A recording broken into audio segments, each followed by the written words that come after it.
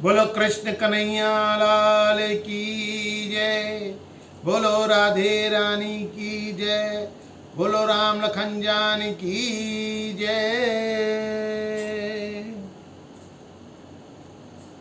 भगवान परशुराम जी की जन्म की और लीलाओं की कथा है।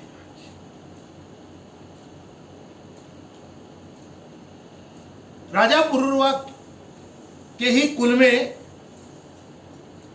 कुश के 4 पुत्र हुए थे। उनमें कुशाम्बु थे। कुशाम्बु के पुत्र राजा गाधी हुए। महाराज गाधी के एक संतान थी, सत्यवती नाम की कन्या थी, बड़ी सुंदर, बड़ी सुशील। एक दिन ऋषि वहां से गुजरे। उन्होंने सत्यवती को देखा तो उन्होंने महाराज गादी से कहा कि आप इस कन्या का विवाह मेरे साथ कर दीजिए। गादी जी ने कहा हमारे कौशिक वंश में वैसे ही कन्याएं बहुत कम होती हैं, तो मैं आप ऋषि हो, मैं आपका विवाह इस कन्या से कैसे कर दूं।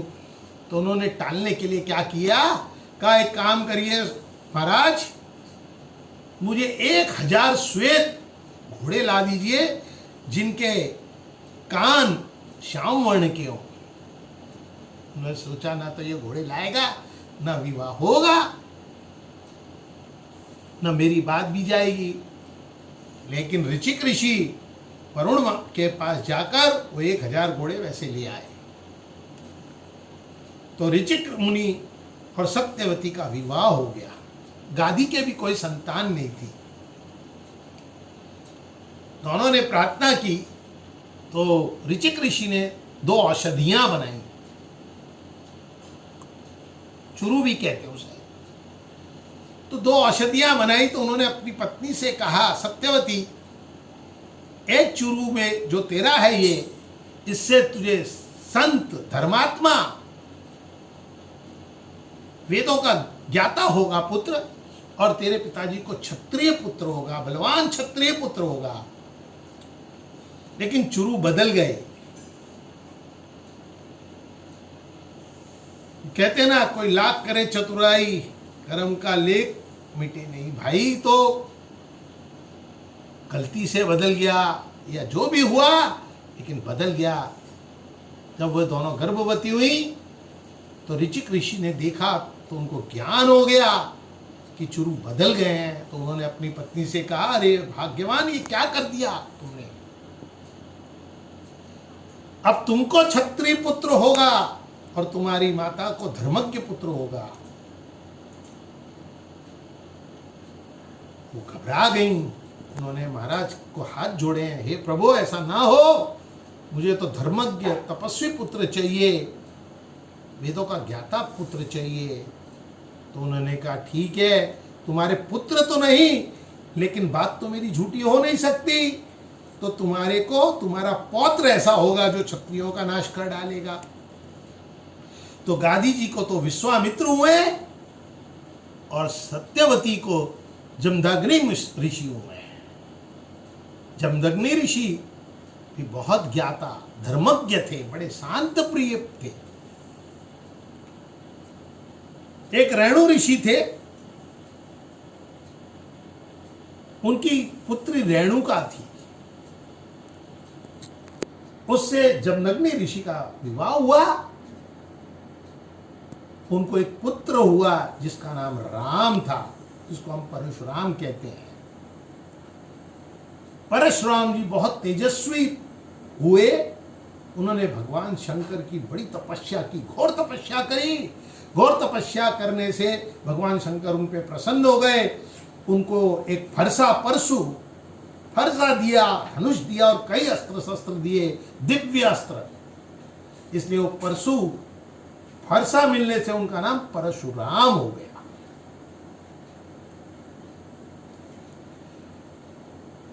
एक बार की बात है, हैय वंश का सहस्त्र अर्जुन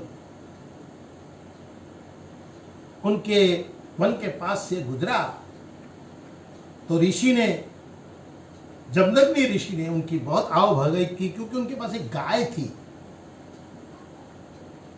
कामधेनु गाय और बछड़ा था। तो उन्होंने इतनी आव भगत करी कि अर्जुन घबरा गया, सहस्त्र अर्जुन। बोले मेरे से भी ज्यादा ठाट बाट इनके, इनका वैभव मेरे से भी ज्यादा है।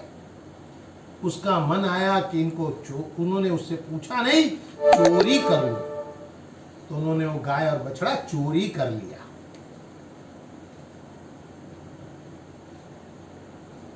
सहस्त्र अर्जुन बहुत बलवान था, जबकि बहुत ताकतवर था। एक बार की बात है कि वो यमुना नदी में जल क्रीड़ा कर रहा था। वहीं पर उसके शिविर के बाजू में एक रावण का शिविर लगा हुआ था। तो उसने अपनी बाहों से नदी के प्रवाह को राहें बदल दी, नदियों के प्रवाह की। तो रावण के चला गया शिविर में जल। तो रावण और उसका युद्ध हुआ है। रावण भी प्रतापी था, बलवान था, दोनों में घोर युद्ध हुआ। लेकिन सहस्त्रबाहु अर्जुन ने रावण को भी कैद कर लिया।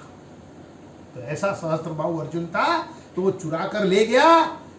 तो जब परशुराम जी को पता चला कि इसने इतना कुकर्म किया है, तो वो अपना फरसा लेकर गए हैं और सहस्त्रबाहु अर्जुन से युद्ध किया है। सहस्त्र अर्जुन ने भगवान दत्तात्रेय की पूजा की थी, तो उन्होंने उसको आशीर्वाद दिया। तो उसके 1000 भुजाएं थी, 1000 भुजाएं। परशुराम भगवान ने उसकी 1000 भुजाओं को अपने फरसे से काट डाला और उसकी सर को धड़ से अलग कर दिया।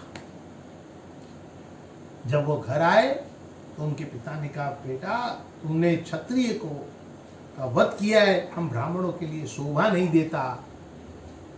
तो परशुराम जी प्रायश्चित करने के लिए वनों में तपस्या करने चले गए। वो तपस्या कर कर वापस आए। एक बार की बात है कि उनकी माता रेणुका रोज जाती थी। तो एक दिन वो जा रही थी, तो नदी के पास गंधर्व अपनी अप्सराओं के साथ जल क्रीड़ा कर रहे थे। वो उसको देखने लग गई, बड़ा मनोहर लगा उनको, रेणुका जी को।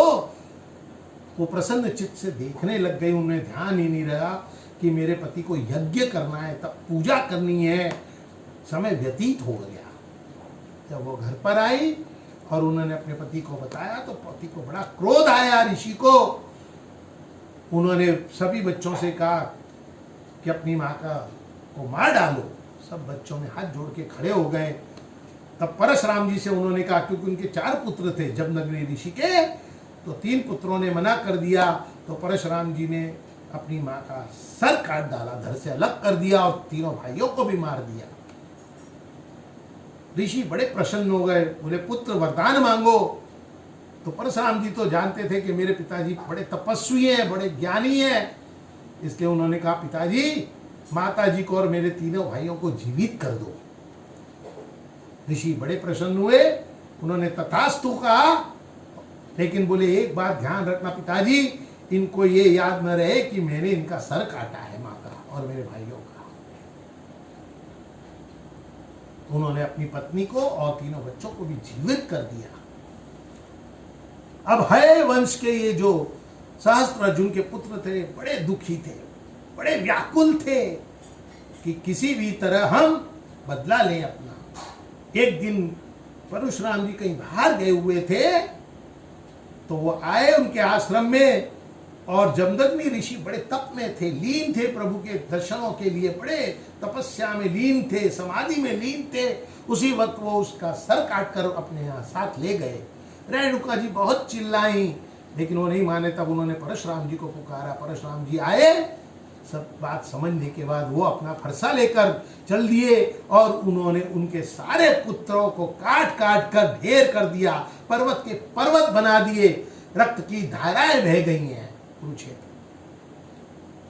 उन्होंने तालाब के तालाब बना डाले रक्तों के, और इस तरह उन्होंने 21 बार क्षत्रियों का नाश कर दिया। इस पृथ्वी को 21 बार क्षत्रियों से विहीन कर दिया।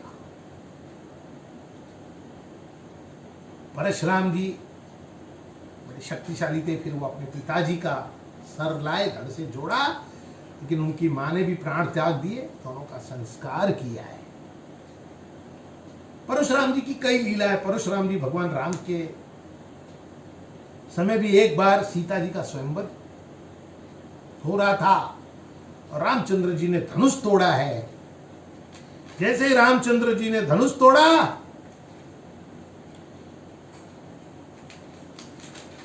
तो वही अवसर पर ते ही अवसर सुनी शिव धनु भंगा, आयऊ भृग कुल कल कमल पतंगा। उसी अवसर पे जैसे शिव का धनुष टूटा, परशुराम जी को पता चला और भृगुकुल के नंदन परशुराम जी वहां पर आ गए हैं और उन्होंने राम से, उनका वाक युद्ध हुआ है राम लक्ष्मण के साथ। लेकिन राम की नम्रता विनम्रता को देख के वो समझ गए ये कौन है। तो उन्होंने कहा कि प्रभु, ये मेरे धनुष पे अगर आप बाण चढ़ा दोगे तो मैं समझ जाऊंगा आप साक्षात परमात्मा हो। तो प्रभु राम ने उस धनुष पर अपना बाण चढ़ा दिया। वो समझ गए ये नारायण स्वरूप प्रभु राम है, पुरुषोत्तम राम है। उनके चरणों में पड़ गए हैं परशुराम जी। ऐसे एक बार की कथा है कि परशुराम जी भगवान शंकर के बड़े भक्त थे, बड़े भक्त थे। वो मिलने चले गए शंकर जी को। बाहर गणेश जी पहरा दे रहे थे। गणेश जी ने उनको मना कर दिया जाने से। परशुराम जी तो क्रोधित स्वभाव के थे ही। उन्होंने अपने फरसे से गणेश जी का एक दांत तोड़ दिया। लेकिन गणेश जी ने इसलिए कि मेरे पिता का ये फरसा है, उसका मान रखना मेरा महत्व है, मेरे लिए जरूरी है, इसलिए वो उन्होंने सहन कर लिया। इसलिए गणेश जी एक दंत कहलाए हैं। और भी कई लीलाएं। एक बार परशुराम जी का और हनुमान जी का भी युद्ध हुआ है। तो वो बड़े कर्म योगी थे, कर्म योद्धा थे। उन्होंने कई बार युद्ध किया है कर्म के लिए अपने। इसी तरह मनुष्य भी कर्म योद्धा है। मनुष्य को हर जगह युद्ध करना है। कभी असत्य से युद्ध करना है, कोई हमारे साथ असत्यता करता है, हमको उससे लड़ना है। कभी अधर्म से लड़ना है, कभी अहंकार से लड़ना है, कभी अनीति से लड़ना है। मनुष्य को अब कभी कभी अपने जीतने के लिए भी लड़ना पड़ता है। हर पग पग पे युद्ध करना है। हमारी कर्म भूमि है। योद्धा का मतलब यही नहीं कि तलवार से लड़ना है। क्षत्रिय तलवार से लड़ते हैं, लेकिन मनुष्य को भी पग पग पे लड़ना पड़ता है। हमारे इस पूरी पृथ्वी पर 3 राम हुए हैं। एक राम जो परशुराम कहलाए, एक राम श्री राम पुरुषोत्तम मर्यादा पुरुषोत्तम राम कहलाए, जानकी वल्लभ सीता राम।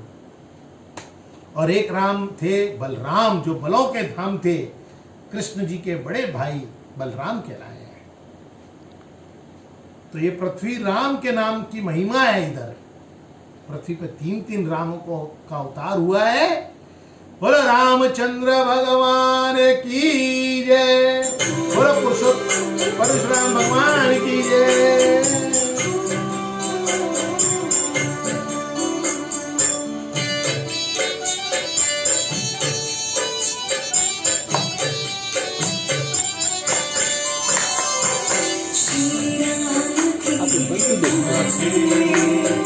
सब काम हो रहा की कृपा से, सब काम हो रहा है। करते हो तुम भगवान, नाम हो रहा है। करते हो तुम भगवान,